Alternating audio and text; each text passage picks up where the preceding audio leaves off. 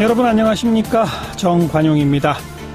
고준희 양 사망 사건 설마 했었는데 오늘 친아버지의 폭행에 의해 쇼크사했을 가능성이 크다는 부검 소견이 나왔고 경찰은 아동학대치사죄 등을 적용해서 검찰로 송치했죠. 잠시 후에 이 사건을 담당한 전주 덕진경찰서 송기중 형사계장의 설명 들어보겠고요. 더불어민주당의 이건희 차명계좌 태스크포스 팀이 있습니다. 어제 이건희 삼성전자 회장의 차명계좌에 대한 전면적인 재수사를 촉구하고 나섰는데요. 박용진 의원의 설명 듣겠습니다. 7시 5분 시작되는 2부, 앞서도 고준희 양 사건 다룹니다만 학대받는 우리 어린이들 왜 그럴까요? 자, 우리의 가족에 대한 좀 잘못된 인식에 뿌리가 있다, 이런 지적이 있네요. 이상한 정상가족이라는 책을 펴낸 김희경 작가 초대해서 함께 만나고요. 우리 언론 보도의 흐름 살펴보는 김원경의 미디어 포커스까지 준비하겠습니다. 잠깐 광고 듣고 출발합니다. 전 국민을 안타깝게 했던 5살 고준희 양 사망 사건 설마 했었는데 친아버지의 폭행에 의해서 쇼크사했을 가능성이 크다, 이런 국과수의 부검 소견이 나왔습니다. 이번 사건 담당했던 전주 덕진경찰서의 송기중 형사계장을 연결합니다. 계장님 안녕하세요. 예, 안녕하십니까. 네, 경찰에서의 수사는 이제 끝난 거죠? 예, 지금 저희 경찰에서는 수사를 지금 현재 마무리 지은 상태입니다. 누구를 어떤 혐의로 검찰에 송치했습니까? 먼저 숨진 고준희 양의 친부, 그리고 친부 동거녀, 이 사람들에 대해서는 아동학대치사죄, 사체 유기죄, 유괴한 공무집행 방해, 양육수당 편취 등 혐의로 구속 수사 중이고요. 예. 동거녀의 모에 대해서는 사체 유기 혐의로 구속 수사 중에 있습니다. 예. 많은 분들이 관심 갖는 게 고준희 양이 살해당한 건가 아닌가 하는 부분인데, 학대치사죄를 적용하셨다는 얘기는 살인죄까지는 적용을 못하셨다는 얘기잖아요. 그거 좀 설명해 주세요. 지금 저희 경찰에서는 1차 부검 소견을 토대로 숨진 고준희 양의 갈비뼈 골절 등 이 부분이 있어서 예. 혹시 타살의 가능성까지 염두에 두고 여러 각도로 두고 수사를 진행했는데, 예. 이들이 실질적으로 상습적인 폭행이 이루어졌었고, 또 몸이 약해진 상태에서 치료를 요하는 상황이지만은 병원 진료를 시키지 않고 계속 방치하다시피 한 상태에서 예. 이루어진 폭행이 사망의 결과로 이루어진 것으로 판단을 하고, 예. 일단 아동학대치사죄를 적용하게 된 것입니다. 그러면 두 사람이 직접적인 살해 당사자는 아니란 뜻입니까? 일단은 살인의 고의성이 입증이 되기 어려운 부분이 있는데, 예, 그래서 법률상 가장 혐의가 확실히 확인된 이 아동학대치사죄를 적용한 것입니다. 살인죄의 경우와 아동학대치사죄의 경우 형량의 차이가 어떻게 됩니까? 살인죄의 경우는 사형 또는 무기의 징역형이 그리고 법정형으로 되어 있고, 아동학대치사죄에 있어서는 무기 또는 5년 이상의 징역형이 명시되어 있습니다. 살인과 아동학대치사에서 사형이라는 형량이 예. 좀 차이가 있는 것입니다. 예. 하지만 아동학대치사도 무기 5년 이상, 그러니까 아주 중형 선고가 가능하다 이거로군요. 예, 그렇습니다. 일단 지금 직접적 사인은 밝혀졌나요? 지금 국립과학수사연구원의 최종 부검 감정 결과는 오지 않았지만은 1차 부검 소견에 따라서 예. 몸통 손상에 의한 사망 가능성을 배제 못한다는 예. 이 회신을 근거로 예. 수사를 두고 진행을 한 것입니다. 예. 그래서 전체적으로 이 수사 결과를 놓고 종합해 볼 때 이 친부와 친부 동거녀의 폭행 행위가 네. 사망의 결과로 이루어진 것으로 이렇게 수사팀에서는 지금 판단을 하겠습니다. 네. 하긴 시신이 유기된 게 벌써 여러 달 전이니까 국가수에서도 부검이 참 쉽진 않았을 거라 생각이 되네요. 예. 첫째, 올해 시일이 경과하다 보니 부패로 인하여서 예. 정확한 사인을 규명하는데 좀 어려움이 있는 것으로 알고 있습니다. 친부와 내연녀는 서로 자기가 안 했다고 진술했다면서요? 그렇게 놓고 진술을 했는데, 네. 서로 상대가 했다고 주장하는 이때는 네.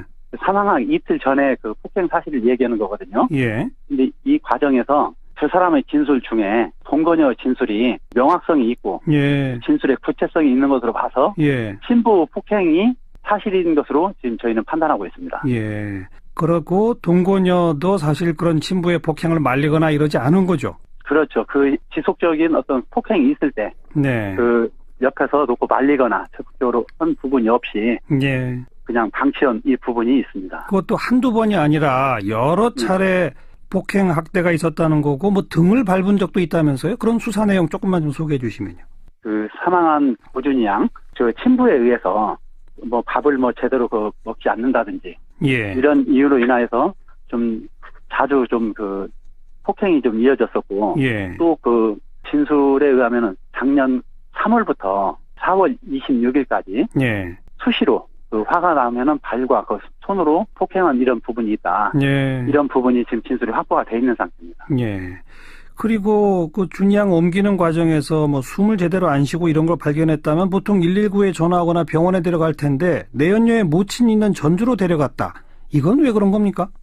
저희 그 상식에는 당연히 놓고 그 119를 이용해서 아니면 자기 차를 이용해서라도 신속히 놓고 후송을 해야 할 여건인데 예. 이들이 놓고 그 바로 그쪽으로 그 데리고 간 것은 아동 학대 혐의가 드러날 것을 우려해서 그렇죠. 그 사실이 알려지면은 처벌받을 것을 우려한 나머지 예. 그 은폐를 먼저 생각하고 예. 그렇게 행동을 한 것으로 조사 결과 확인됐습니다. 그리고 마치 아이가 살아있는 것처럼 뭐 생일 미역국도 돌리고 이런 식으로 하다가 실종 신고하면은 괜찮았겠지 이렇게 생각한 거죠, 그러니까. 그렇죠. 없는 아이의 존재를 마치 있는 것처럼 그렇게 하기 위해서 그 주변 사람들한테 이렇게 보여주기식 뭐 미역국을 끓였다든지 예. 이를 돌봐야 되기 때문에 빨리 집에 들어가야 한다든지 예. 이런 저기로서 사실을 좀 은폐하고 한 부분이 확인됐습니다. 네.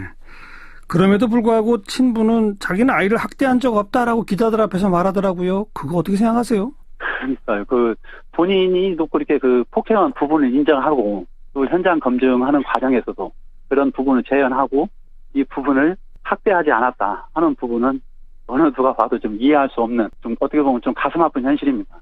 네. 알겠습니다. 여기까지 말씀드릴게요. 수고 많으셨습니다. 예, 감사합니다. 전주덕진경찰서 송기중 형사계장이었습니다.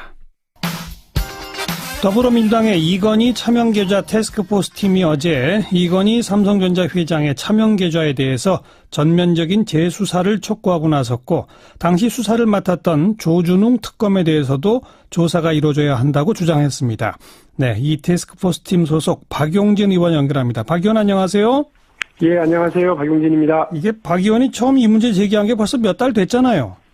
10월 16일 국정감사 처음 시작하는 날이었습니다. 그랬죠. 네. 그 후에 뭐 좀 새롭게 밝혀진 게 있습니까? 까면 깔수록 계속 이게 의혹이 계속 나왔는데요. 예. 일단 말씀드리면 이건희 회장의 차명계좌가 더 드러났죠. 추가로. 근데 이게 이제 국세청에서도 더 드러났고 경찰 수사에서도 또 드러났고요. 예. 금융감독원의 전수조사 과정에서 또 확인된 거예요. 예. 그래서 금감원의 전수조사로는 그 2008년 조준웅 특검이 이야기한 1199개 계좌 플러스 32개가 네. 확인이 돼서 1229개가 됐고요. 예.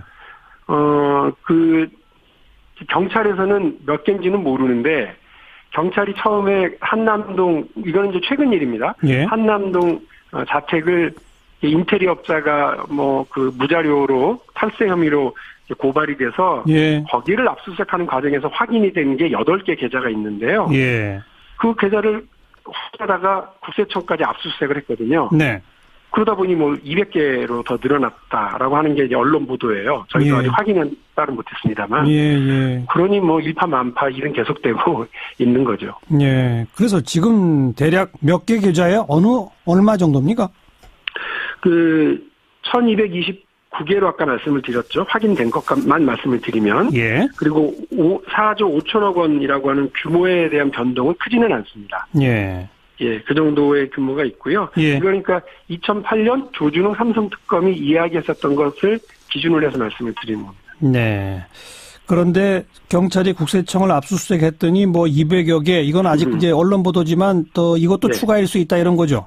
예, 이것도 당연히 추가가 돼야 되는데요. 예. 이제 2008년도에 확인됐던 그 차명 계좌의 돈이 그리로 간 건지 예. 아니면 새로운 비자금이 조성된 건지를 수사해야 됩니다. 네. 다행히 네. 국세청이 이것과 관련해서 수사 고발을 해놨으니까요. 예. 수사가 곧 진행되리라고 보고요. 저희는 그래서 본인이 2008년에 그 조준웅 특검을 했던 얘기가 다 엉터리다. 네. 이거 다 전면 수사해야 되겠다라고 주장을 하는 거죠. 그래서 이번에 검찰이 할 때 그 자택, 그 인테리어 업체를 통해서 자택에 대한 그 비자금 횡령 혹은 뭐 탈세 요 부분만 조사하지 말고 예. 2008년까지 연결되어 있다고도 볼 수 있으니까 전면적으로 재수사하라 이렇게 말씀을 하는 거죠. 그 뭐 많은 분들이 또 까먹으셨을 테니까 조준훈 특검 당시에 1199개 계좌 4조 5천억 정도 밝혀냈잖아요. 네. 그래가지고 그때 어떻게 한다고 그랬었죠? 삼성에서는 조준훈 특검이 4월 17일이에요. 4월 17일 날 수사 결과를 발표하고 3일 뒤에 네. 그것에 대해서 세 가지 약속을 합니다. 첫 번째로는 이건희 회장의 이름을 그렇게 안 하거든요. 1199개가. 그거를 예. 다 이건희 회장 명의로 실명전환 하고 예. 그리고 두 번째로 납부되지 않은 세금을 다 내고 예. 세 번째로 남은 돈은 개인적으로 쓰지 않고 가족을 위해서 쓰지 않고 사회에 좋은 데 쓰겠다라고 했었습니다. 예, 예. 네, 근데 그 약속을 확인해 본 결과 다 지키지 않은 것이 돼서 이건희 회장이 실명 전환을 한 것이 아니고요. 자기 이름으로 바꾸고 밀린 세금이나 금융실명제 위반에 따른 과징금이나 이걸 낸 것이 아니고 예. 싹 다 막두장을 들고 가서 찾아가 버렸어요. 그냥 인출. 네, 인출. 네. 왜 막두장이라고 표현을 굳이 하느냐면 물어봤죠. 금융감독원한테. 그 이건희 회장이 직접 와서 찾아갔냐? 아닙니다. 예. 그러면 이름을 빌려줬던 486명의 전현직 임원들이 와서 찾아갔냐? 그렇지 않습니다. 예. 그럼 누가 왔냐? 비서실에서 왔다는 거예요. 예. 이건 회장님 돈이니까 다 내놔. 근데 그것이 회장님 돈인지 아닌지 어떻게 알고 회사들이나 증권회사들이, 은행들이 다 내줬는지도 참 화난 일이고요. 예. 그야말로 무법천지가 2008년 당시에 벌어졌던 거예요. 예. 어쨌든 그 당시에 차명으로 돼 있던 사람의 그 차명의 이름을 가진 도장을 파가지고 가서 그냥 인출했다. 예. 그런 거죠? 그렇습니다. 예. 그런데 그런 과정에서 원래 이게 금융실명법 5조에 따르면 네. 차명 계좌, 남의 이름으로 돈 갖다 놨던 사람도 확인이 되면 예. 이자 및 배당 소득에 대한 차등과세. 그래서 99%를 다 전액 징수하거든요. 그렇죠. 그걸 하도록 돼 있었는데 한 군데도 그렇게 하진 않았고요. 예. 그리고 93년 이전에 개설된 계좌에 대해서는 과징금을 부과하게 되어 있는데 예. 안 했습니다. 그래서 지난번 국정감사 기간에 제가 그 부분을 물고 늘어져서 결국은 금융위원회가 저희가 잘못했습니다 하고 과세가 시작이 돼서 12월 12일부로는 그것에 대한 과세가 국세청이 하고 있어요. 예. 그런데 문제는 93년 이전에 개설됐던 27개죠, 이제. 이번에 금감원에서 확인했으니까. 원래는 20개라고 했는데, 예. 다 엉터리였던 거예요. 그래서 27개로 확인이 다시 된 거, 그것에 대해서 과징금을 걷어라 그랬더니, 그거는 죽어도 못 걷겠습니다. 그러고 있습니다. 요약하자면, 실명 전환이 아니라 전액 인출, 세금도 안 냈고, 사회 환원한 것도 없다, 이거죠? 그렇습니다. 그런데 지금 계속 문제 제기하니까 세금은 이제 좀 부과해 보겠다 이거고, 그죠? 느릿느릿 지금 시작을 했습니다. 과징금은 못 받는다는 거고. 예. 그러면 그때 그 난리를 치면서 특검까지 도입해서 한 게 도대체 뭐하러 한 겁니까? 그냥 국민들 앞에 뭔가 하는 것처럼 다들 쇼만 했다고 봐요. 왜냐하면 과세당국과 금융당국이 이 과정에서 제대로 일을 했느냐. 예. 전혀 그렇지 않았습니다. 그러니까 예. 금융당국은 아까 말씀드린 것처럼 금융실명법 위반에 따른 과징금하고 과세를 당연히 했어야 되는데 못하고 지금 9년이 지난 지금에야 그 부분에 대해서 과징금은 못 받는다고 버티고 있고 예. 과세만 지금 인정을 하고 있는 거고요. 예. 국세청도 마찬가지예요. 그 과정에서 걷어야 될 증여세에 대해서 제대로 걷었는지에 대한 아직도 쟁점과 논쟁이 남아 있고요. 예. 또 지금 이제 과세 제척 기간이나 부과 제척 기간이라고 이야기합니다. 예. 10년 동안 받을 수가 있는데 그 10년 기준을 실명법에는 계좌의 개설일로부터 실명 전환일까지 걷어라라고 되어 있는데 예. 지금 시점에서부터 과거 10년 그래서 2008년 1월 1일까지 이제 걷겠다는 거예요. 예. 그렇게 되면 실제로 2008년 4월 17일 이후에 특검이 발표한 날 이후에는 제가 말씀드렸잖아요. 거의 다 찾아갔다. 2008년에만 93.8%를 찾아갔어요. 예. 다 인출해버려가지고요. 그러니까 깡통 계좌에다가 깡통 과세를 하겠다고 하는 이 국세청의 이 놀라운 신공도 제가 볼 때는 비판받아야 돼요. 그러니까 불과 한 몇 개월 정도 돈이 있었던 그것만 과세하겠다 이런 얘기로군요. 네, 답답합니다. 그리고 뭐 국민들은 경제정의와 공정과세가 실현되고 있을 거라고 믿고 계시지만 네. 지난 9년 동안 모두가 그거를 속고 있었다고 저는 단언할 수 있습니다.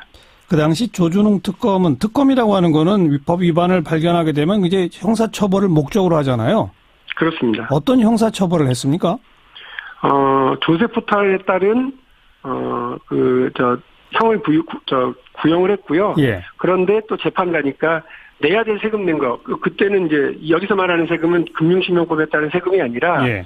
증여세와 종합소득세, 양도세 정도를 얘기하는 건데요. 예. 그 부분을 또 뭐 냈으니까 내야 될 세금 냈다고 형을 감량해주고 뭐 그럽니다. 그래서 이 참 우리나라의 사법부가 전체적으로 문제가 있었구나. 네. 과세 당국도 문제가 있고 금융 당국 문제가 있구나. 이런 거를 다시 확인하는 과정이었습니다. 이번. 삼성 앞에만 가면 그렇게 약해지는 건가요? 전부 다 뭐 삼성 앞에 서면 얼음처럼 쩡 하고 얼어붙는 모양이에요. 이제부터라도 바로 잡을 수 있을까요? 작아지고. 네. 이제부터라도 바로 잡을 수 있을까요? 바로 잡으려고 노력을 하는데요. 제일 지금 논란이 금융위원회입니다. 우리 금융위원회가 그 과징금을 좀 걷어야 된다고 제가 얘기한 게 아니고요. 예. 금융위원회가 저희가 그동안 금융에서 이게 좀 여러 적폐가 많았으니 무엇을 개혁하고 혁신해야 될지 좀 알려주세요라고 자기들이 만든 금융행정혁신위원회라는 게 있습니다. 예. 그 혁신위가 열심히 몇 달 동안 활동하고 알아보고 조사하고 법률 검토해서 권고한 내용 중에 이 중요한 사안으로 이건희 청년계사 20개, 그때는 20개예요. 네. 20개를 과징금을 부여하라고 지난 12월 달 그 세 번째 주에 권고를 해요. 근데도 안 되고 있다. 근데 못하겠다고 버티는 거예요. 알겠습니다. 이게 뭐 걱정입니다. 이 금융개혁은 커녕 네. 공정과세와 경제정의를 실현에 대한 의지는 있는지 예. 이 관료들, 모피아라고 불리는 이 관료들이 알겠습니다. 그런 의지가 있는지 걱정스럽습니다. 지금 집권 여당 의원이시잖아요. 네. 정부 잘 좀 고쳐주시기 바랍니다. 저는 여기서는 집권 야당입니다. 정무위원회에서는. 예. 야당 소리를 듣더라도요. 끝까지. 잘못 가고 있는 부분은 바로잡기 위해서 끝까지 하겠습니다. 수고하셨습니다. 네, 감사합니다. 더불어민주당 박용진 의원이었습니다. 윤태권 실장 오늘은 전화로 연결돼 있습니다. 안녕하세요. 네, 안녕하세요. 북한이 오늘 우리 측 제안에 답을 줬죠? 그렇습니다. 오전에 답을 했어요. 그래서 당장 9일에 판문점에서 고위급 회담이 열립니다. 우리 며칠 짚어보면은 북한 김정은 노동당 위원장의 신년사, 문재인 대통령 회담, 그리고 조명준 통일부 장관의 제안, 그리고 뭐 북한의 화답까지 순식간이죠. 예. 이제 그럼 회담을 하게 되면 그 주제는 올림픽에 국한되나요? 어떻게 되나요? 아닙니다. 그건 아닌 게요. 그 백태현 대변인이 오늘 밝히기를 북한이 오전 10시 16분경에 전통문을 보내왔다. 의제와 관련해서는 평창 올림픽 경기 대회를 비롯한 남북 관계 개선 문제, 회담의 대표단 구성과 수석 대표 등 회담 개최와 관련된 실무적 문제들은 문서 교환 방식으로 협의하기로 했다 이렇게 밝혔어요. 예. 그러니까 여기 보면은 남북 관계 개선의 문제 이렇게 돼 있지 않습니까? 예. 이게 좀 포괄적으로 볼 수 있겠죠. 앞으로 이제 이야기는 될 것 같아요. 그럼 핵 문제라든지 군사 문제가 여기에 포함되느냐 안 되느냐를 두고서는 조금의 이제 신경전 같은 게 있을 수 있죠. 예. 그러니까 어쨌든 평창 올림픽 얘기 말고도 할 수는 있다는 거죠, 아직은. 그렇습니다. 그러니까 이제 백 대변인 같은 경우에도 남북 관계 현안에 대해서 논의하느냐는 질문에 보고 있다 이렇게 말을 했거든요. 현안이라는 게 폭이 워낙에 넓지 않습니까? 예. 그래서 이제 거기에 대해서 북한이 이제 호응한 것으로 보인다 이렇게 말을 했고, 그래서 남북 회담 준비 절차에 따라서 전략회의, 기획단 회의, 모의회의 등을 진행해 나가고 있다. 이건 우리 내부 이야기입니다. 네. 그리고 남북 간 합의 후에는 IOC 측과 협의할 부분이 있으므로 어느 정도 시간이 필요하다. 이렇게 이야기를 했고, 북측도 내주 중에 IOC 측과 협의를 가질 예정으로 알고 있다. 이렇게 덧붙였는데, 네. 그러면은 참가는 기정사실이고, 참가 이상의 뭐 플러스 알파가 있느냐 없느냐 네, 이게 네. 또 관건이 될 수 있겠죠. 오늘 일부 보도에서는 이제 공동 전야제 남북의 뭐 이원으로 공동 전야제 이런 게 아이디어 차원에서 나오고 있다. 예. 이런 이야기도 있었어요. 우리가 제안을 했지만 전격적으로 이렇게 성사되는 거 조금 의외다 이런 평가도 있어요. 그렇죠. 며칠 전에 저희도 한번 이야기한 게 북한이 보통 역제의, 수정제의를 많이 하거든요. 네. 그러니까 뭐 9일날 하자고 하면은 10일날 하자. 뭐 아니면 8일날 하자 이런 식으로 하는 경우가 많은데 그대로 받아들였죠. 이게 예. 이제 의외라는 거죠. 예. 그 의외라는 건 최근의 전국 변화와 관련이 있겠죠? 두 가지인데 무엇보다도 이게 김정은 위원장의 신년사를 통해서 시작된 거지 않습니까? 그렇죠. 그럼 북한 내부에서는 김정은의 이런 발언이면은 지상 명령이나 마찬가지이기 때문에 네. 밑에 이제 실무자들은 빨리빨리 추진을 해야 되는 것이고, 그다음 두 번째가 우리 문 대통령이 즉각적으로 응한 것, 그리고 이게 어느 정도 영향을 미쳤는지 모르겠는데 어제 문 대통령하고 미국 트럼프 대통령의 통화가 있었죠. 그렇죠. 그 통화에서 이 한미연합훈련 연기 부분에 대해서 한국이 발표해도 좋다 이런 게 들어가 있지 않습니까? 이런 게 다 영향이 그렇죠. 되는 거죠. 맞습니다. 그러니까 처음에는 통남복미다, 뭐 이간책이다 이런 관측이 많았잖아요. 실제로 북한의 전략 중에 그런 부분이 없지 않을 겁니다. 하지만은 문 대통령하고 트럼프 대통령 통화에서 트럼프 대통령이 뭐 매우 선선하게 대화 적극 지원한다. 예. 잘된 일이다. 예. 올림픽 기간 중에 한미훈련 중단하는 거 나 대신 문 대통령이 말씀하셔도 된다. 예. 뭐 말하자면은 서로 지금 통 크게 나와오고 있다는 거죠. 그렇죠. 긴장에 대한 피로도가 이제는 일단 대화의 물꼬는 튼 것 같습니다. 더 좀 지켜봅시다. 수고하셨어요. 네, 감사합니다. 윤태곤 실장이었습니다. 시사잡기 1부 마무리 짓겠습니다. 잠깐 뉴스 들으시고요. 7시 5분 2부에 다시 뵙죠. 시사잡기 2부 오늘 하루 화제가 된 뜬 뉴스들부터 정리하며 출발합니다. CBS 김현지 기자 안녕하세요. 네, 안녕하세요. 첫 번째 소식은요. 네, 오늘 비트코인만큼 뜨거운 관심을 받았던 초성 4글자가 있습니다. 시옷, 기역, 비읍, 치읓인데요. 이 초성은 자유한국당 김종석 의원이 시민의 문자에 답장을 하면서 나왔습니다. 한 시민이 전기생활용품안전법이 폐지될 수 있도록 본회의를 꼭 참석해달라는 문자를 보냈는데요. 네. 이에 김 의원이 미음, 치읓, 시옷, 쌍기역, 시옷, 기역, 비읍, 치읓이라는 8초성을 단문으로 보낸 겁니다. 예. 앞에 미음, 치읓, 시옷, 쌍기역은 뭔지 알겠어요. 근데 그 뒤에 게 뭔지 모르겠다 이거죠? 네. 그렇지 않아도 이 앞에 4초성은 누구나 알 수 있는 욕설이지만 이 뒤에 초성 4글자의 정체를 궁금해하는 누리꾼들이 늘어나면서 오늘 종일 포털 사이트를 후끈 달궜는데요.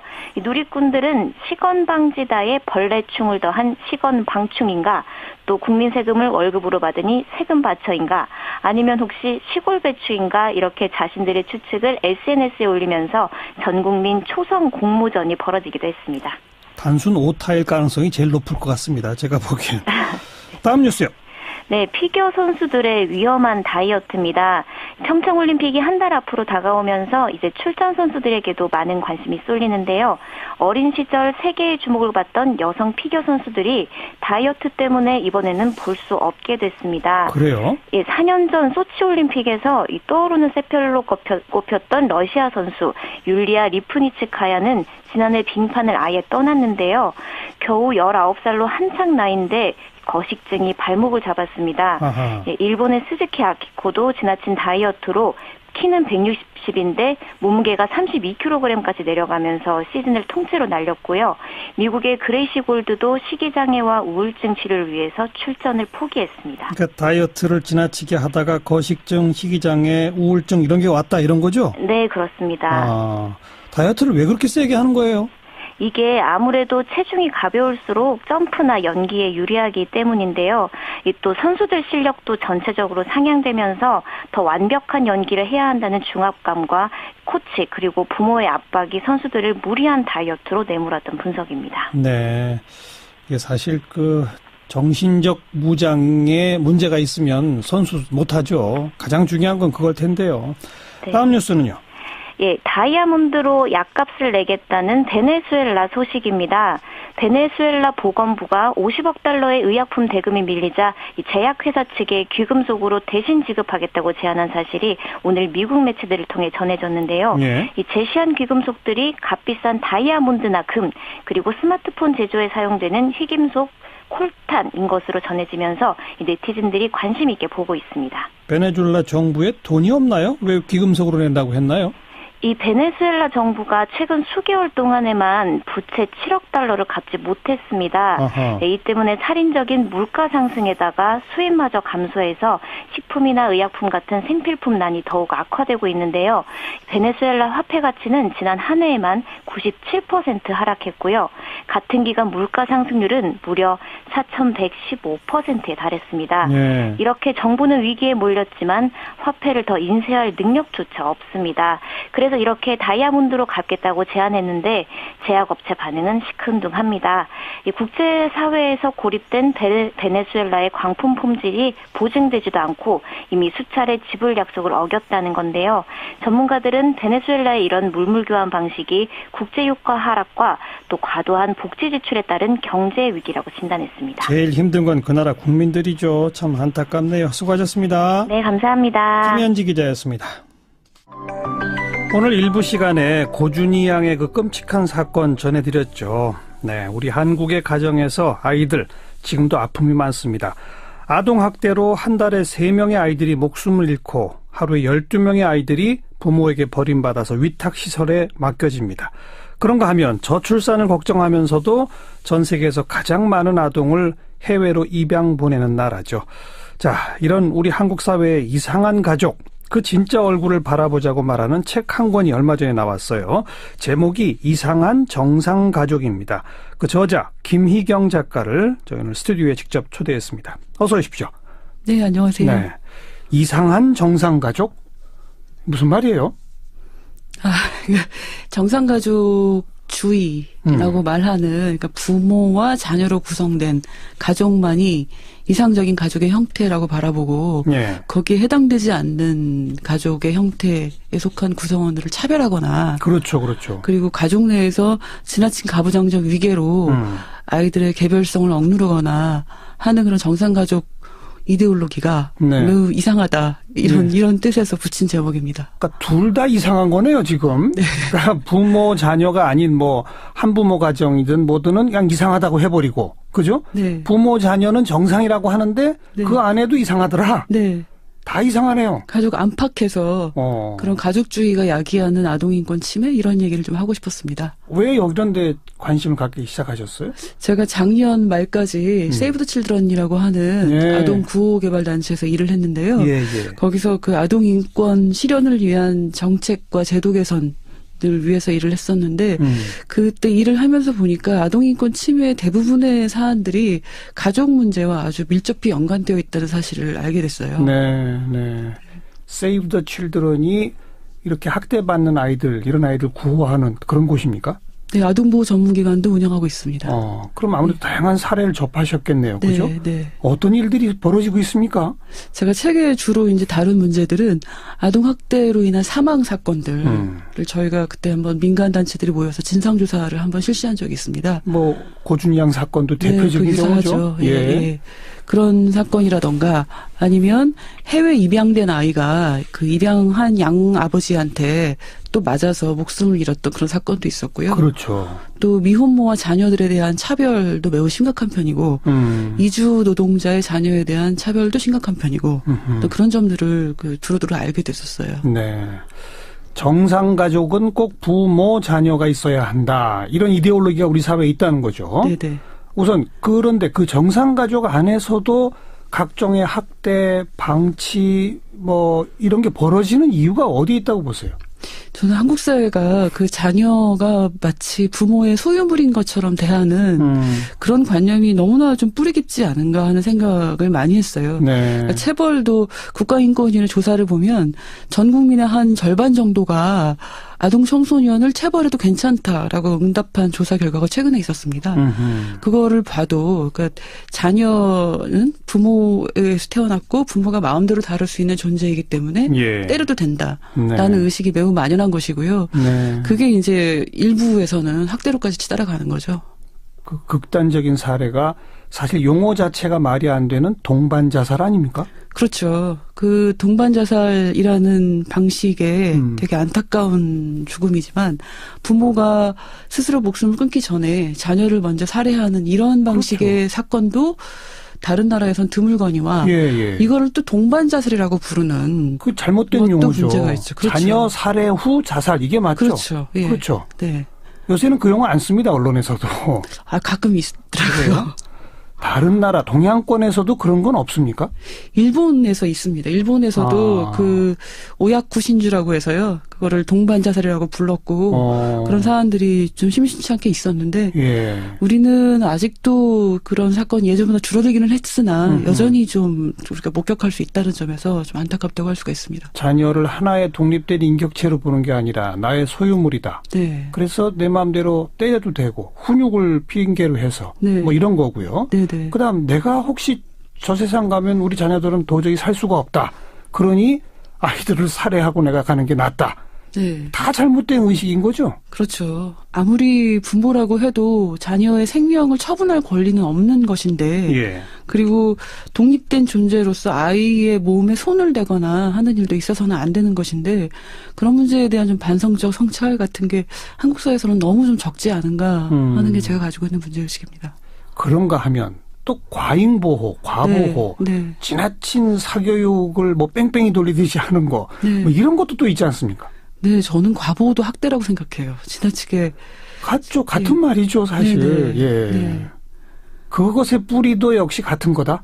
저는 책에서는 그렇다고 한번 생각을 해봤어요. 역시 그러니까, 자식은 내 소유물이니까 예, 내 나마른 방식으로 네.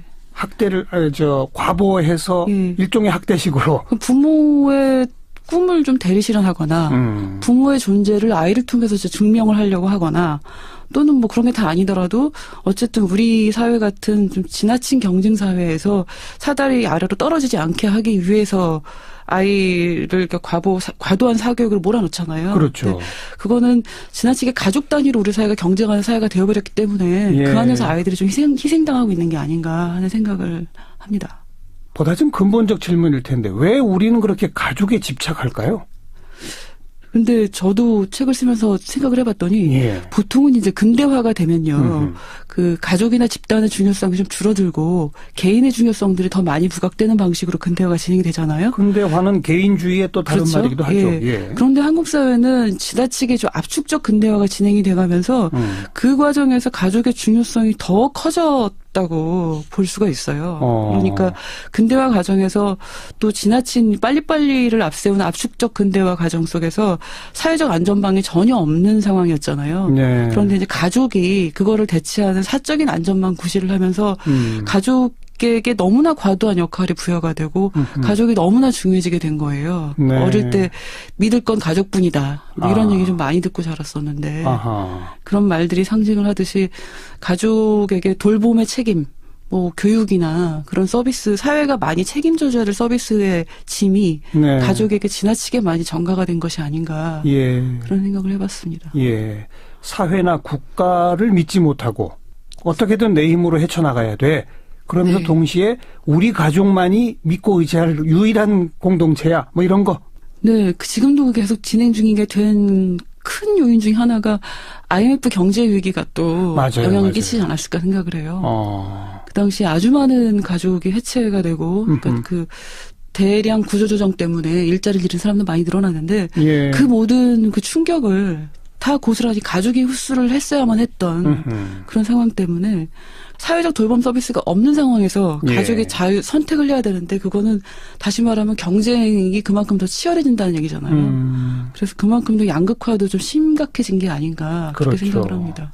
그런 속에서 가족에 대한 과도한 집착 속에서 학대 내지는 과보호 사실은 같은 의미라고 할 수 있는 네. 그런 일들이 벌어지면서 아동 인권이라고 하는 것은 바닥 수준이다. 이제 그런 네. 얘기 아니겠습니까? 네네. 또한 동시에 가족에 대한 그러한 과도한 집착이 부모 자녀가 있어야만 정상가족이야라는 식의 의식으로 표현되는 거 아닐까요? 그렇죠. 그게 또 우리나라 가족주의가 가진 폐해 중에 하나가 방금 말씀하신 그런 생각들 때문에 빚어지는 미혼모에 대한 차별. 그러니까요. 그리고 한국이 아직까지도 해외 입양을 보내고 있는 네. 이런 상황으로 네. 그 귀결된 게 아닌가 싶습니다. 현재 전체 가족 구성에서 소위 우리 사회의 이상한 정상가족 이데올로기로 봤을 때 이상한 가족. 한부모 가정이나 내지는 네. 조선 가정이나 네. 이런 퍼센테이지는 굉장히 크게 늘어나고 있지 않습니까? 그렇죠. 더 이상은 4인 가구가 한국의 표준 가구의 모델이 아니에요. 네, 네. 그러니까 가구 수로 따지면은 1인 가구 수가 가장 많다고 그렇죠. 조사가 나오잖아요. 예. 그렇게 그 가족 구성의 변화, 가족 해체 같은 것들은 현실에서 매우 빨리 진행되고 있는데 정작 우리의 의식이나 그런 태도는 그 변화의 속도를 잘 못 따라가고 있는 것이 아닌가 생각합니다. 네. 그리고 처음에도 언급하셨습니다마는 외국인 이주자들의 숫자는 늘어나고 네. 그리고 이제 그 자녀들이 우리 공동체 일원이 돼야 하는데 네. 거기에 대한 금기의식, 터부의식 이런 것도 여전하고. 네, 그것도 매우 심하죠. 근데 그 책을 쓰면서 연구 결과들을 찾아보니까 가족주의적 가치가 매우 강한 사회일수록 그런 그 이주자, 이방인이라고 생각하는 사람들에 대한 차별도 그만큼 심하다는 연구 결과도 있어요. 그래요? 한국이 딱 거기에 해당된다고 볼 수가 있죠. 네.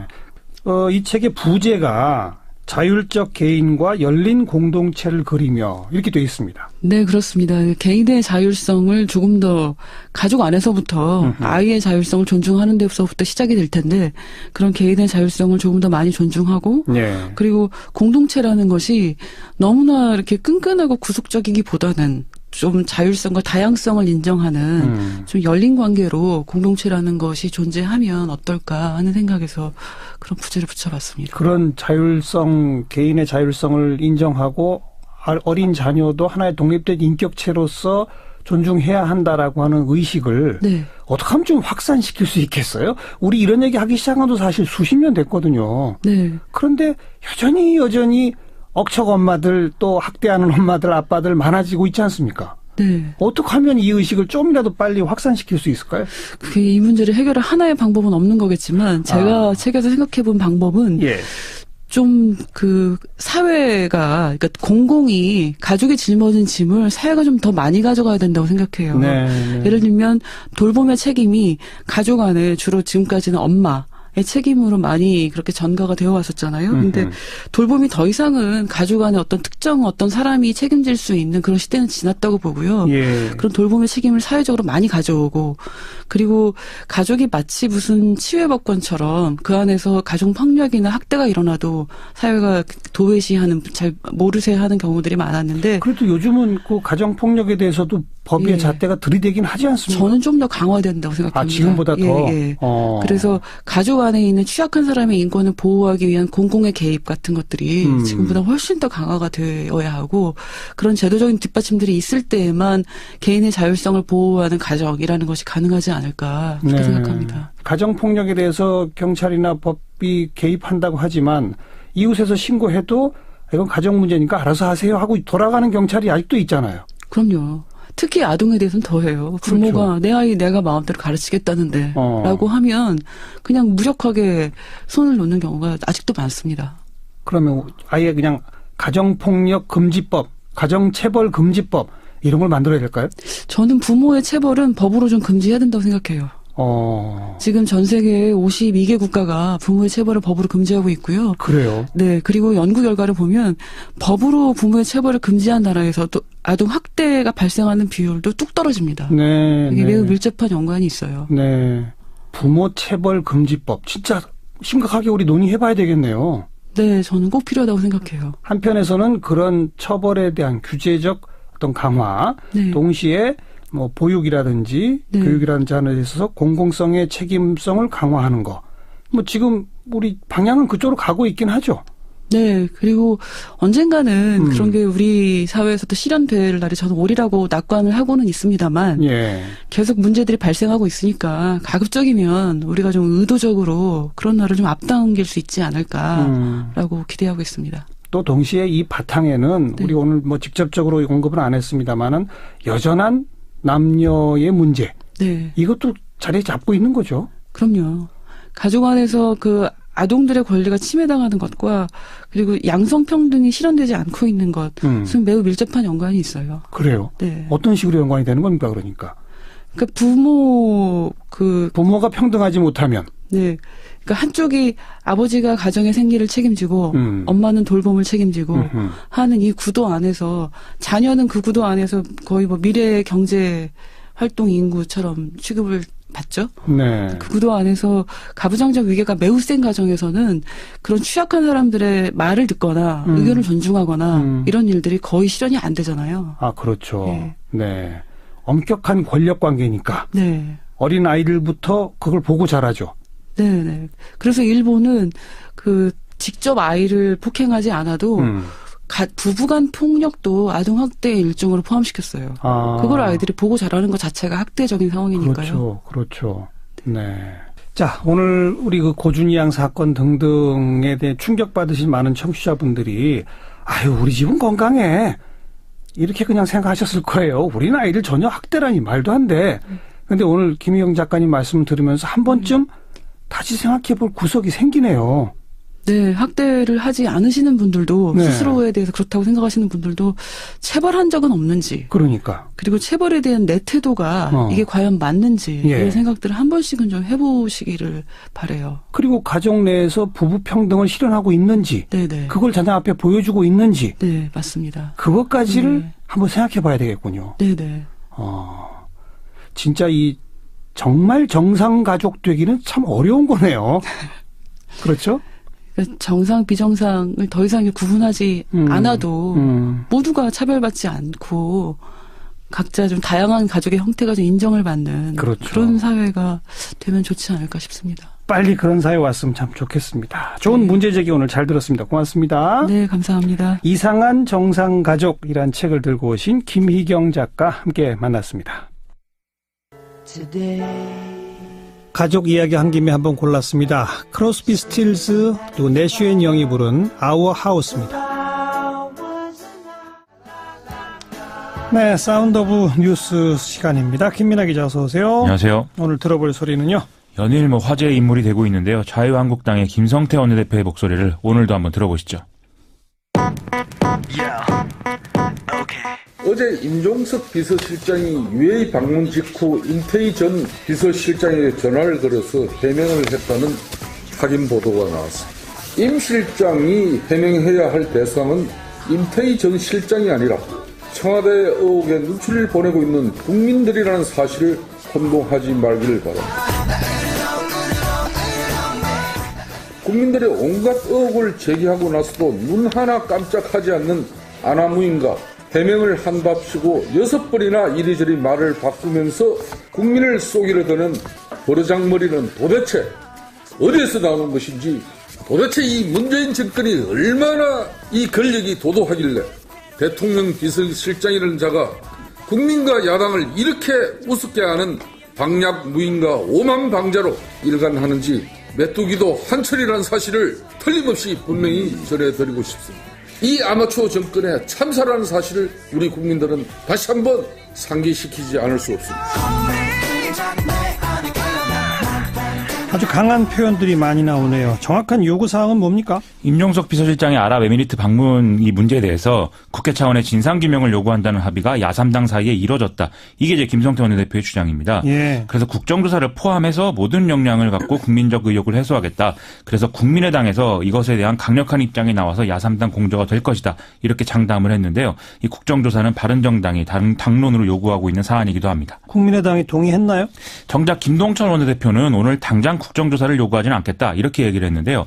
하지만 임종석 비서실장이 국회 운영위원회에 나와서 소상히 좀 의혹을 밝혔으면 좋겠다 이런 얘기는 했습니다. 예. 만약에 외교 관련 문제가 있다고 한다면 비공개로 운영위를 진행을 하고 이 국정조사 실시 여부는 이 결과를 놓고 판단하겠다 이런 얘기인 거죠. 그럼 당장 국정조사 추진하자는 주장에는 힘이 조금 빠진 거네요. 이 자유한국당과 바른정당 두 당만 국정조사를 추진하는 방안도 불가능하지는 않는 것인데 사실상 좀 실효성이 없고 어렵다는 것이죠.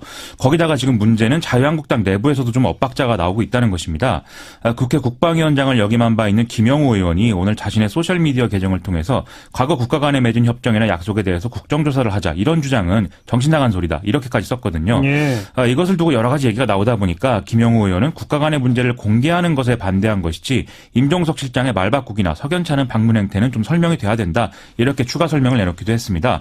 그런데 과연 국가 간 문제를 공개를 안 하고 임종석 실장의 방문 일정에 대해서만 국정조사를 하는 게 가능하냐 이것은 좀 의문인 것 같습니다. 계속 이어지는데 이 파장이 언제까지 어디까지 갈까요? 김성태 원내대표가 강한 어휘를 쓰긴 했지만 결국 이전 정권 문제가 나올 수밖에 없기 때문에 좀 수세에 몰려 있다 이런 얘기 가능할 것 같은데요. 오늘 이제 김성태 원내대표가 주장한 것 중에 국회 국방위원장을 맡고 있는 자유한국당 김학용 의원이 송영무 국방부 장관을 만났다. 그런데 이전 정권에서 아랍에미리트와 군사협정 등의 이면 합의는 없었다라는 점을 확인을 했다. 이런 얘기도 있었습니다. 그런데 국방부는 보도자료를 통해서 그런 대화는 없었다. 이렇게 또 해명을 하기도 했거든요. 또 여기에 오늘 경향신문 보도를 보면 2013년 12월 10일에 아랍에미리트와 상호 군수지원 협정 양해각서를 체결을 했었는데 아랍에미리트의 요구로 대외비 분류한 사실이 있다. 이렇게 백승주 의원이 당시 국방부 차관이었는데 이것을 인정했다. 이런 보도도 같이 나오고 있거든요. 이런 상황을 같이 보면 전반적인 사실관계는 우리가 좀 충분히 유추할 수 있을 만큼 나온 상태고 결과적으로 서로 득을 볼 것도 없는 그런 상황이기 때문에 입씨름만 좀 이어지는 상황이 유력하지 않는가 이런 전망들이 나오고 있습니다. 그 당시 차관이었던 백승조 의원은 바로 어제 우리 방송의 정치 토크 시간에서도 2013년 12월 얘기를 증언한 바가 있거든요. 그렇습니다. 아무튼 어디까지 이어질지 봅시다. 다음 뉴스요. 국민의당 분당 사태가 예고되고 있는 가운데 중립파 의원들이 중재안을 마련해서 통합 찬반 양쪽에 전달하기로 했다. 이런 보도입니다. 중재안? 그렇습니다. 이 중재안의 내용은 전당대회 전에 안철수 대표가 자진 사퇴를 하고 공석이 되면 이 당대표직에는 전당대회를 원활하게 치를 수 있도록 중립적 인사를 추대하자 이런 내용이 담긴 것으로 알려져 있는데요. 여기서 중립적 인사에 대해서는 설왕설래가 좀 있는 상황입니다. 박주선 의원이 적합하다 이런 얘기가 있는가 하면 손학규 전 의원이 좋다 뭐 이런 얘기도 같이 나오는 상황입니다. 그러니까 합당을 결의하기 위한 전당대회까지만 다른 대표를 하자 이런 얘기인 거예요? 결국은 그런 상황이죠. 통합을 하긴 하는데 안철수 대표가 주도하지 않는 그림을 한번 만들어보자라는 얘기인 것 같습니다. 지금 시점에 그런 내용으로 중재가 될까요? 일단 주말이 지나야 분명해질 것이다라고들은 하지만 이 정치는 생물이니까 장담할 수는 없겠죠. 근데 가능성이 높다고 보는 그런 사람은 없는 것 같습니다. 그렇다면 중재파가 결국 최종적으로 어떤 선택을 하느냐 이 문제만 남지 않겠습니까? 예. 통합 반대파들의 입장에서는 중립파 의원들의 지역구가 대개 호남이기 때문에 통합 반대로 입장을 정리할 것이다. 이렇게들 얘기를 하고 있습니다. 반면 지금 중재파들의 몸값이 상당히 높아진 상태라는 점에서 통합적으로 입장을 틀 수도 있다. 이런 얘기도 한쪽에서는 좀 나오는 모양입니다. 몸값 얘기가 나오는 건 무슨 얘기예요? 예를 들어서 어제 박지원 의원이 방송에 나와서 꽃가마를 태워줘도 안 간다 이렇게 얘기를 했는데요. 예. 반대로 말하면 꽃가마를 태워줄 테니까 오라는 사람들이 있는 거고 누군가는 거기에 또 흔들릴 가능성도 있다. 이런 얘기 아니겠습니까? 예. 또 박지원 의원은 지방선거도 안 나갈 수 있다 이렇게도 얘기를 했는데 예를 들면 전남지사 후보를 놓고 지금 경쟁 관계인 주승용 의원 지금 이제 중재파로 지금 돼 있는 상황이거든요. 이런 복잡한 계산들을 서로 지금 해야 되는 상황이기 때문에 이게 주말 내에 좀 계산이 끝날지 그런 것들을 좀 장담할 수 없는 상황인 것 같습니다. 진짜 복잡하네요. 그렇습니다. 근데 또 전당대회 관련해서 무슨 중앙선관위가 제동을 걸었다는 건 뭡니까? 애초에 통합파들이 전당대회 의결이 어려울 것을 예상해서 전자투표 이것으로 좀 의결을 대신하겠다 이런 계획을 세웠었는데요. 여기에 쓰이는 시스템 이름이 K보팅 시스템입니다.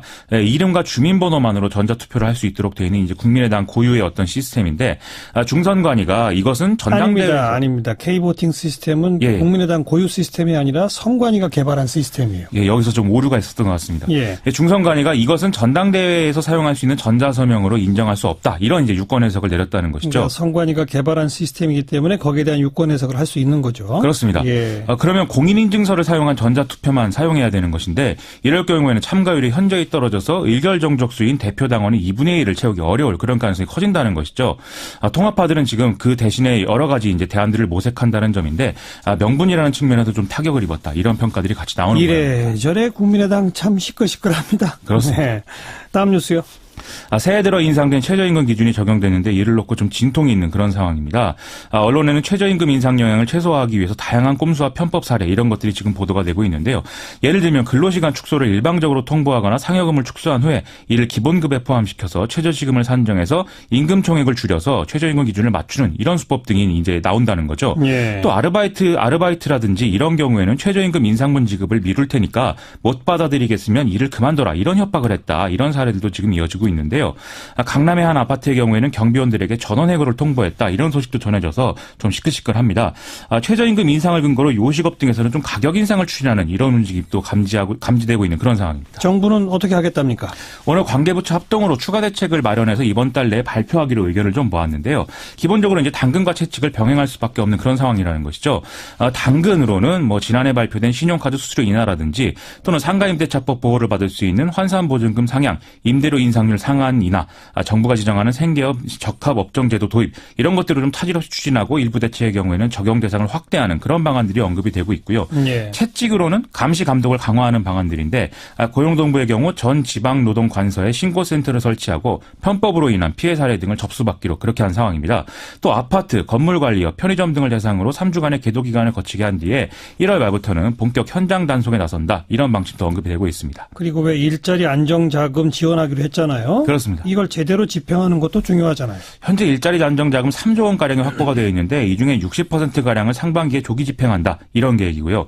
문제는 그런데 직원 수가 적은 기업에 먼저 혜택이 돌아갈 가능성이 있다. 이런 판단들에 따라서 현장에서 고의로 직원들을 좀 해고를 해서 직원 숫자를 줄이는 현상이 나타나고 있다. 이런 얘기 나온다는 겁니다. 아하. 이것에 대해서는 현재 근로기준법 등의 노동 관련 법규 위반 사례를 철저히 단속을 하는 그런 방법을 병행하는 수밖에 없을 것 같습니다. 정부가 아무튼 주도면밀하게 후속 대책을 세워야 될 것 같고요. 그렇습니다. 다음 뉴스요. 미국 언론인 마이크 룰프가 출간 예정인 화염과 분노라는 책이 상당히 화제가 되고 있는데요. 미국 대통령 측근들이 200여 명을 인터뷰해서 이 책을 썼는데 민감한 내용들이 많다고 합니다. 트럼프 대통령이 자신의 승리를 전혀 예측하지 못하고 있었다라든지 측근과 가족들이 러시아와 접촉하는 사실을 미리 알고 있었다라는 점, 또 이방카 트럼프가 최초의 여성 대통령을 꿈꾸고 있다. 이런 얘기 등이 나온다는 건데요. 이런 주장들의 유력한 출처 중 하나는 현재 백악관에서 나간 스티브 배넌 전 수석 전략가로 알려져 있는 상황입니다. 트럼프의 반응은요? 이 책에 등장하는 주장의 출처는 대부분 신뢰할 수 없고 내용도 다 거짓말이다라는 얘기 계속 하고 있고요. 법적 대응도 예고하고 있습니다. 하지만 출판사는 예정됐던 출판일을 앞당겨서 현지 시간 5일 오전 9시부터 공식 판매를 시작하겠다고 하는데요. 이것 때문에 오히려 스티브 배넌의 반대에서 공화당이 단결하는 그런 일도 일어날 수 있다. 이런 얘기까지 나오는 상황입니다. 네, 수고하셨습니다. 고맙습니다. 김민아 기자였습니다. 한 주간 언론의 보도 동향 살펴보는 미디어 포커스입니다. 민주언론시민연합의 김원경 사무처장 어서 오십시오. 안녕하세요. 네. 신년 초부터 네. 남북 간의 이 급물살 대화 분위기가 조성되고 있지 않습니까? 네. 이런 급격한 변화에 대해서 언론들이 어떻게 보도하는지 이거 꼭 우리가 비교 분석해봐야 되거든요. 그거 한번 해봅시다. 자, 1월 1일부터 3일까지 방송사 저녁 종합뉴스 보도량을 봤습니다. 네. 3일간 최소 12건에서 최대 23건을 관련 보도를 내놨더라고요. 예, 그런데 제가 말씀드린 보도 건수는 북한의 참가 여부와 무관하게 평창올림픽을 다룬 것은 제외한 것이고요. 네. 북한 남북 대화와 북한이 평창올림픽에 참여한다 등의 내용을 포함한 그렇죠. 것만 카운팅을 했습니다. 예. KBS가 12건으로 가장 적었고요. 3일 동안. SBS가 23건으로 가장 많았습니다. 예. 특히 관련 보도는 1일부터 3일까지 KBS, MBC, SBS, JTBC, 채널A가 톱보도로 배치되었습니다. 톱보도 될 만하죠. 예. 그런데 TV조선은 남다르게 1일과 3일에 다른 내용을 톱보도로 내놨습니다. 이렇게 남북관계 내용이 톱보도가 아닌 방송사는 TV조선 이외에는 MBN뿐이었는데요. 네. MBN은 새해 첫날 황금 개띠 스케치 보도를 내놓고 바로 이제 남북대화 관련 보도를 전했고요. 그리고 2일과 3일에는 그래도 계속 남북대화 관련 보도를 톱보도로 전했습니다. 네. 반면에 TV조선의 경우에는 정부가 고위급 회담을 제의한 1월 2일에만 이 사안을 톱보도로 다루었고요. 1일에는 평창올림픽 관련 보도를 다뤘고요. 그리고 3일에는 임종석 비서실장의 아랍에밀리트 방문 관련 의혹 제기 보도를 톱보도로 낸 뒤에 5번째 순서로 남북대화 관련 보도를 전했습니다. 예. 그러니까 방송 보도의 비중이나 보도 태도에서 TV조선만이 좀 결이 다른 태도를 보였다 이렇게 보시면 됩니다. 예. 그리고 TV조선은 보도 내용에 있어서도 남북대화 기류에 유독 불편한 심기를 노골적으로 드러내는 이런 보도들을 했습니다. 대화 기류의 불편한 심기? 네네. 어떤 내용들이라는 겁니까? 일단 김정은 신년사에서 무엇을 먼저 말했느냐에서 차이를 보였습니다. 네. TV조선을 제외한 6개 방송사는 1일 김정은 신년사 직후 내놓은 관련 첫 보도에서요. 모두 평창올림픽 참가 및 남북대화 제안 이슈를 부각했습니다. 이걸 먼저 이제 보도를 한 다음에 핵단추나 다른 내용들을 이제 덧붙여 전한 것이죠. 예. 그런데 TV조선은 7개 방송사 중에서 유일하게 평창올림픽 참가와 남북대화 제안이 아닌 핵단추 위협 소식을 먼저 전했습니다. 다른 방송사와 순서가 바뀌었군요. 그렇죠. 예. TV조선은 1일 먼저 북핵미사일 카드로 서로 한미 균열 노린 듯이라는 보도에서요. 핵단추 이야기부터 합니다. 예. 신노국 앵커는 이렇게 말합니다. 우리 앞에 놓인 현실은 만만치 않다는 설명을 먼저 한 뒤에 이런 복잡한 상황에서 북한 김정은이 오늘 신년사를 통해 내 책상 위에 핵단추가 있다고 밝혔습니다. 네. 아울러 평창올림픽 참가와 남북대화 가능성도 동시에 언급했는데요라고 앵커 발언을 했어요. 예. 그런데 이 보도의 리포트에서는요. 전혀 평창올림픽 관련된 그 북한이 이제 대표단을 파견할 용의가 있다는 내용을 설명하지 않습니다. 그냥 핵단추 얘기만 쭉 리포트에서 주로 들어갔다? 예, 이렇게 첫 보도에서 평창올림픽 대표단 파견을 기자가 언급하지 않은 방송사는 TV조선이 유일했다. 네. 이렇게 보시면 되겠습니다. 이 소식을 전면에 내세운 것은 이어지는 1일 5번째 보도에서나 나왔고요. 예. 이 보도에서조차도 제목이 평창 대표단 파견 한미 군사훈련 중단이었는데요. 아하. 보도에서 김정은은 2015년 신년사에서도 남북대화를 제안했지만 서부 전선에 포격을 가했습니다. 한미 동맹 균열, 남남 갈등 유발 의도가 의심되는 이유입니다. 라면서 부정적인 이미지를 강조하는 데 방점을 찍었습니다. 네, 네. 그리고 TV조선은 1일 해설보도 그 남북대화 곧 열리나 김정은 속셈은이라는 제목의 보도를 했는데요. 제목에서부터 속셈이라는 부정적인 뉘앙스를 이제 뽑았고요. 예. 앵커 멘트도 김정은이 상당히 느닷없는 신년사를 내놨는데 지금부터 이 신년사가 가지는 의미를 분석해 보겠습니다라고 말했어요. 예. 그런데 이 보도에 그 TV조선 홈페이지 다시 보기를 가보면 스크립트가 올라와 있거든요. 네. 근데 이 스크립트에는 앵커 멘트가 이렇게 써 있습니다. 김정은의 신년사를 계기로 청와대는 이제 사실상 대화 국면으로 전환됐다는 해석까지 내놨습니다. 평창올림픽을 매개로 한 대화가 본격화되는 걸까요? 라고 비교적 무난한 앵커 멘트를 이렇게 올려놨더라고요. 원고상으로는 스크립트상에는 그렇게 돼 있는데 네. 실제는 그렇게 안 했다는 거죠? 예, 실제로 이제 앵커가 발언할 때는 상당히 느닷없는 신년사를 내놨는데 라고 말을 한 것이죠. 예. 이게 뭐 어떻게 된 것인지는 알 수 없지만 상당히 감정적인 표현을 했다라고 보여지고요. 그리고 우리 정부가 고위급 회담을 제안한 2일에는 신동욱 앵커가 직접 나서서 비판을 하기 시작합니다. 2일 신동욱 앵커의 시선 올림픽과 정치라는 보도에서 이렇게 말합니다. 걸핏하면 올림픽 전 정신을 해치는 게 북한입니다.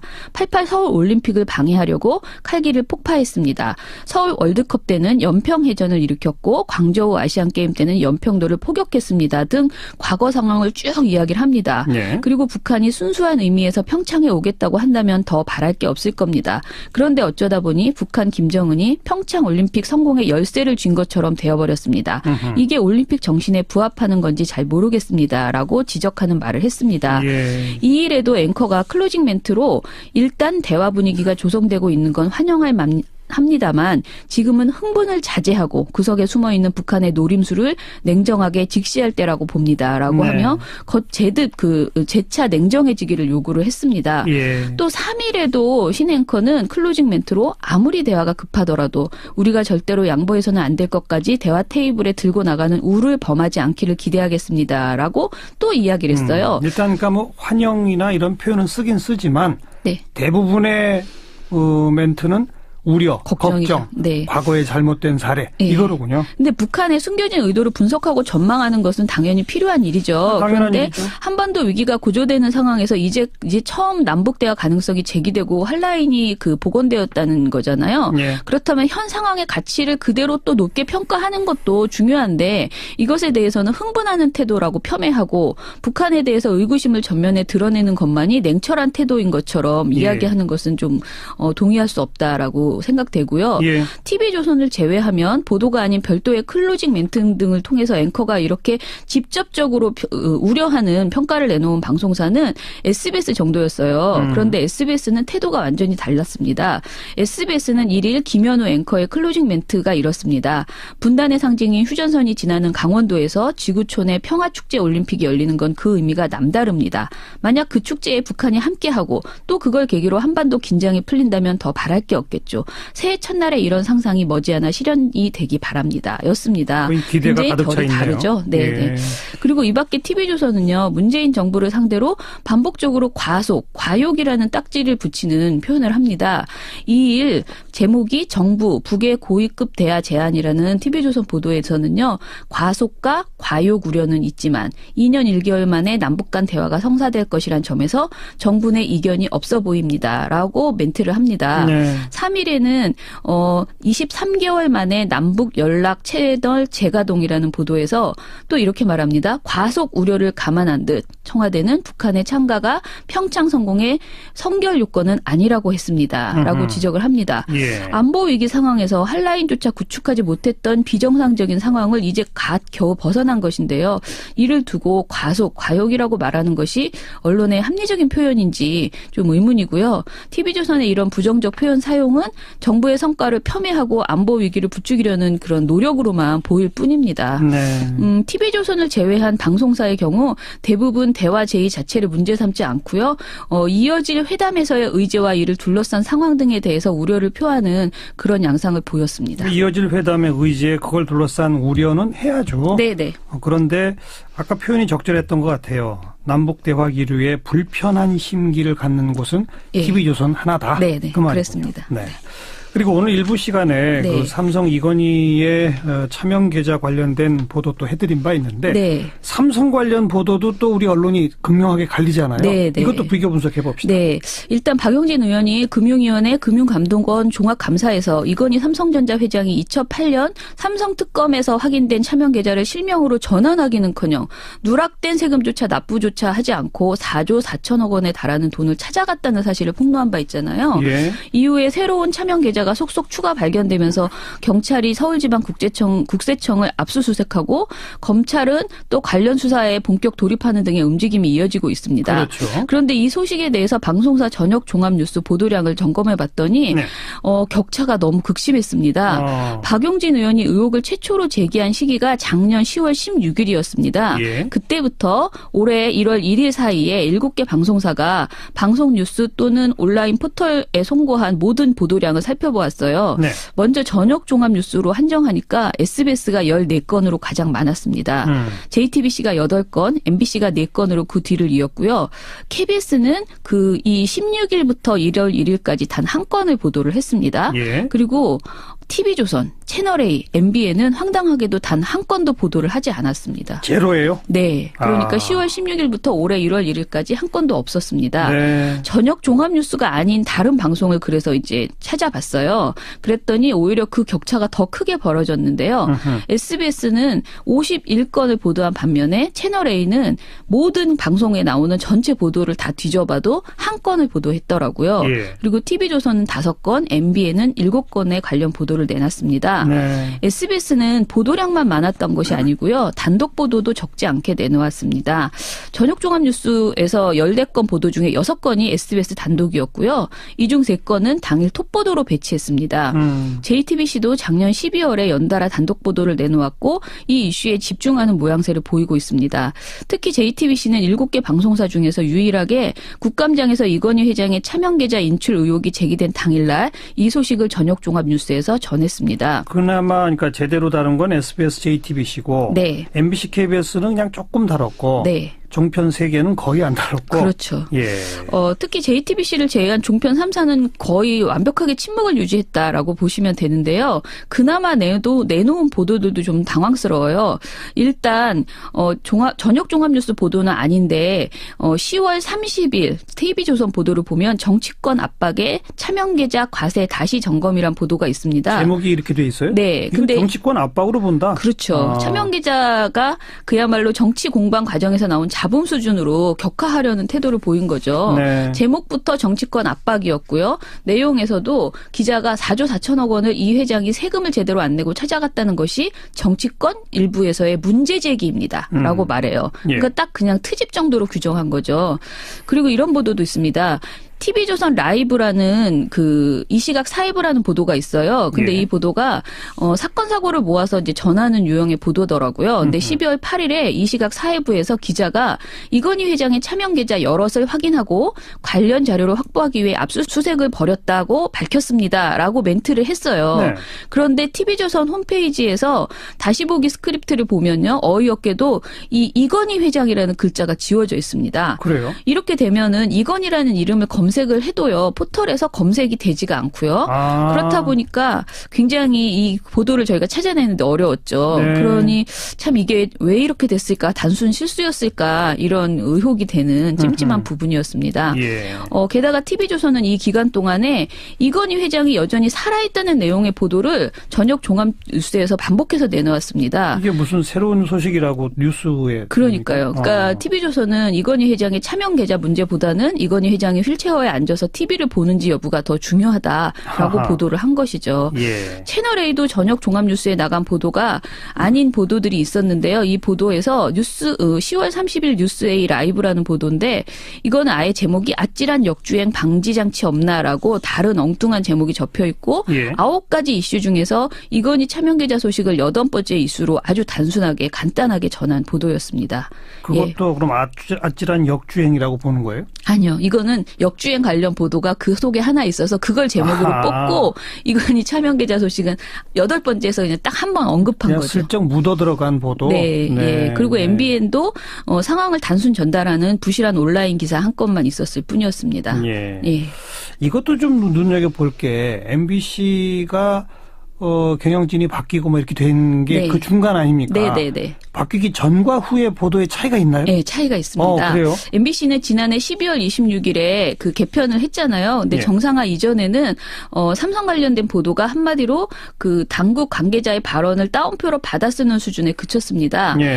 임시 체제에 들어선 직후 내놓은 뉴스투데이에서 단신, 경찰, 단신인데요. 삼성 추가 차명 계좌, 서울국세청 압수수색이라는 12월 9일 보도에서 보면 36초에 불과한 단신임에도 불구하고 이에 대해 삼성그룹 측은 이들 계좌들이 삼성총수 일가의 차명 계좌라며 지난 2011년 이미 국세청에 신고해 법적으로 문제가 없다고 해명한 것으로 알려졌습니다. 라면서 삼성 측 입장을 아주 충실하게 대변하는 이런 보도를 했습니다. 그런데 개편 후에 뉴스데스크는 26일 날 이제 처음 내놨잖아요. 개편된 뉴스데스크가 26일 처음이었는데요. 이때 단독 보도로 2,000억대 이건희 차명 계좌 또 발견이라는 보도에서 주요하게 관련 내용을 다뤘습니다. 단독 보도로 또 앞에 붙였군요. 네네. 이에 앞선 두 건의 보도가 지난 보도에 대한 사과와 반성을 담았기 때문에 사실상 개편된 뉴스데스크의 첫 보도가 사실 이 내용이었다 이렇게 보시면 돼요. 그래서 굉장히 이건희 차명 계좌와 관련된 내용을 주요하게 보도했다. 이전과는 다르더라라는 것이고요. KBS의 경우에는 방송 보도와 온라인 송고 기사 모두에서 관계 당국의 발언과 행보를 받아쓰는 기사만을 내놨습니다. 그러니까 한마디로 굉장히 부실한 보도였다라고 해서 KBS 정상화가 필요하다는 것을 거듭 보여준다 이렇게 볼 수 있겠습니다. KBS 방금 얘기하셨으니까 그 강규영 명지대 이사 해임하고 김상근 목사를 새 보궐이사로 추천했죠. 네네. 그럼 이제 곧 여기도 정리가 되는 겁니까? 그렇죠. 저희가 보기에는 일단은 지금 기존 박근혜 정부 추천 7명 그리고 현 여권 추천 4명의 구도에서 이번에 바뀐 거죠. 여야 추천 이사 수가. 그래서 저희가 보기에는 이인호 이사장의 불신임함을 상정하는 순서가 남아있다라고 보고요. KBS 정기이사회가 11일 목요일에 있습니다. 11일? 예. 그래서 이때쯤이면 이인호 이사장의 불신임함을 상정해서 통과시키게 되지 않을까라고 보여지고요. 고대영 사장은 어떻게 됩니까? 그러면 이제 그 불신임함이 처리되고 나서 고대영 사장의 해임도 KBS 이사회에서 또 상정해서 처리할 수 있을 거다 이렇게 기대를 하고 있습니다. 그래서 1월 넷째 주 정도에는 고대영 사장 해임이 가능하지 않겠느냐 이렇게 전망하고 있습니다. 네, 수고하셨습니다. 감사합니다. 민주언론 시민연합 김원경 사무처장이었어요. 시사키 이번 한 주 순서 모두 마치겠습니다. 좋은 주말 보내시고요. 월요일 저녁 다시 인사드리죠. 안녕히 계십시오.